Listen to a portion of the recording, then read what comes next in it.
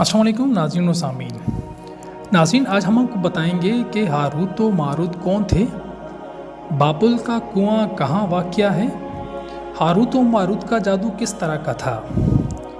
नाज़रीन इकराम, ये वो पुरस्कार सवालात हैं जिनके जवाबात तो बहुत हैं और लिखने वालों ने भी बहुत तहरीर किया है, लेकिन इन किस्सों कहानियों में हकीकत को तलाश करना ऐसा है जैसे समंदर में मोती ढूंढना।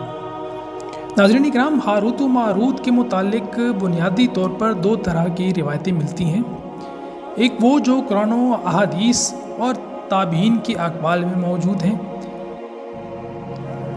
दूसरी वो जो तौरात और इंजील और इसराइली रिवायतों में आती है। नाज़रीन इकराम, इस वीडियो में हम दोनों तरह की रिवायतों और वाक़यात की तफसील बयान करेंगे।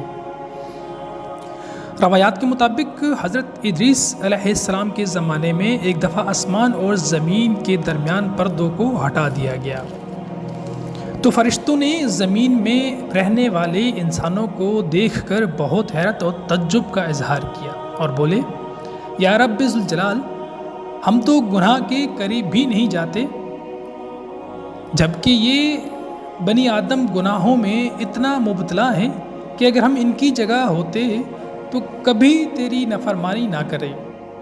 अल्लाह ने इरशाद फरमाया कि इंसानों को गुस्सा और शहवत दी गई है, अगर ये चीज़ें तुम्हें दी जाएं तो तुम भी इस तरह के गुनाह में मुलव्वस हो जाओगे। लेकिन फरिश्तों ने कहा कि हम ऐसा बिल्कुल नहीं करेंगे।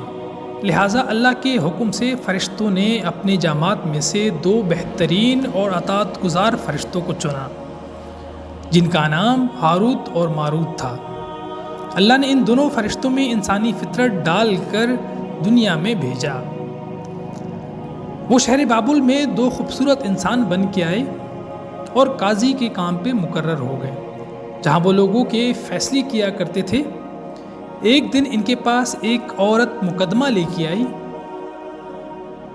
और कहा कि इसका शौहर इसे बहुत परेशान करता है। हारूत और मारूत ने जब इस औरत को देखा, वो इसकी खूबसूरती और हुस्न से मुतासिर हो गए और इस पर आशिक हो गए। उन्होंने इस औरत से जना की ख्वाहिश की। औरत ने इनसे कहा, तुम्हारी ये ख्वाहिश मैं तभी पूरी कर दूंगी जब तुम बुत की पूजा करो, शराब पियो या मेरे खावन को कत्ल कर डालो। हारूत और मारूत ने शराब नोशी को छोटा गुनाह समझकर पी लिया और नशे की मस्ती में दो कबीरा गुनाह कर बैठे। उस औरत ने इनसे आसमान पे जाने का अमल भी सीखा, जिसके ज़रिए वो आसमान पर जाते थे। जब ये औरत इस अमल के ज़रिए आसमान पे गई तो अल्लाह के हुक्म से उसे सितारे की शक्ल में मस्ख कर दिया गया। चूँकि इस औरत का ज़हरा नाम था, चुनांचे वो सियारा ज़हरा कहलाया, जिसे आज हम वीनस भी कहते हैं। इस गुनाह की वजह से हारूत और मारूत खुद वो इसमें आज़म भूल गए जिसे पढ़कर वो आसमान पर जाया करते, और बतौर सज़ा इन्हें एक कुएं में लटका दिया गया। हारूत और मारूत और चाह बुलबुल के बारे में एक और रिवायत ये है, जिसके मुताबिक एक ज़माना था जब शहर बाबुल रुए ज़मीन पर तहज़ीब व तमद्दन का मरकज़ था। यहाँ के लोग बातिल खुदा की परस्तिश करते। ये लोग अपनी किस्मत उनसे वाबस्ता समझते थे, इसलिए ये लोग इल्मे नजूम और इल्मी फल्कियात में बहुत माहिर थे। उनकी बुतकदों में सितारों की पूजा की जाती थी। ये लोग इल्मे नजूम और जादू से लोगों में हमेशा शर और फसाद बरपा रखते थे। ये लोग तिलिस्म और जादू में बहुत आगे बढ़ चुके थे। उनमें बड़े बड़े जादूगर मौजूद थे। उनका जादू दूर दूर तक मशहूर था। मुख्तसर ये कि उस शहर का बाशिंदा होना ही जादूगर होने की इलामत थी। जब हज़रत सुलेमान अलैहिस्सलाम की हुकूमत आई, आप अलैहिस्सलाम ने लोगों को इस शिरकिया अमल से रोका और इनकी सहर और जादू की किताबों को अपने तख्त के नीचे दफना दिया, ताकि इस फितना अंगेज़ अमल का जड़ से ख़ात्मा हो जाए। जब हज़रत सुलेमान अलैहिस्सलाम की वफ़ात हुई, शैतान ने उन किताबों को दोबारा کھود کر نکالا اور لوگوں سے کہا کہ سلیمان پیغمبر نہیں تھا بلکہ ان کتابوں کے ذریعہ حکومت کیا کرتا تھا، لہٰذا ہوا میں اڑنا، جنات پر قابو۔ حضرت سلیمان علیہ السلام کے معجزات دراصل جادو کا عمل تھا۔ بنی اسرائیل نے اس کی پیروی کی اور ان کتابوں کو پڑھنا شروع کر دیا، لہٰذا دوبارہ یہ شرانگیز علم اسی قوم میں سرایت کر گئی۔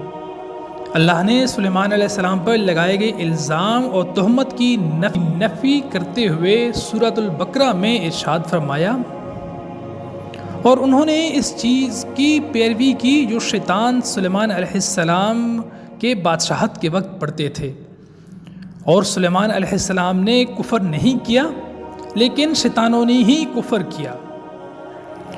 لوگوں کو جادو سکھاتے تھے اور اس چیز کی بھی جو شہر بابل میں ہاروت اور ماروت دو فرشتوں پر اتارا گیا تھا، اور کسی کو نہ سکھاتے تھے جب تک یہ نہ کہہ دیتے کہ ہم تو صرف آزمائش کے لیے ہیں، کافر نہ بن۔ لہٰذا جب سحر و جادو کا عمل شہر بابل میں عام ہو گیا اور لوگوں کی تکلیف اور پریشانی کا باعث بن گیا، تو اللہ نے 2 فرشتوں کو انسانی صورت میں مامور کیا کہ وہ جادو کے عوامل اور اسے باطل کرنے کا طریقہ لوگوں کو سکھائے تاکہ وہ جادوگروں کے فساد سے محفوظ رہ سکے۔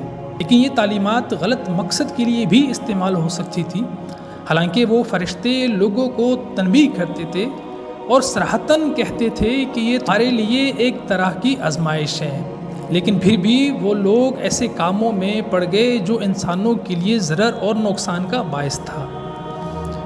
بعض عربی داستانوں میں اس کنویں کا ذکر بھی ملتا ہے جہاں کئی لوگ پہنچے اور ہاروت اور ماروت سے ملاقات کر کے جادو کا علم بھی سیکھا، جبکہ بعض مورخین کا کہنا ہے کہ عراق کا شہر حلہ کے قریب ایک کھنڈر میں موجود قدیم کنواں ہے، وہاں سے بابل کی سرحد شروع ہوتی ہے۔ ناظرین اکرام، اس واقعہ سے ہمیں سبق ملتا ہے کہ علم نجوم اور جادو ایک شرکیہ عمل ہے، مگر یہ کہ اس کا استعمال فساد اور شرپسندی کے خاتمے کے لیے کیا جائے۔ ناظرین اکرام، آخری میں دعا ہے کہ اللہ ہمیں ہمیشہ اپنی حفظ و امان میں رکھے، آمین ثم آمین۔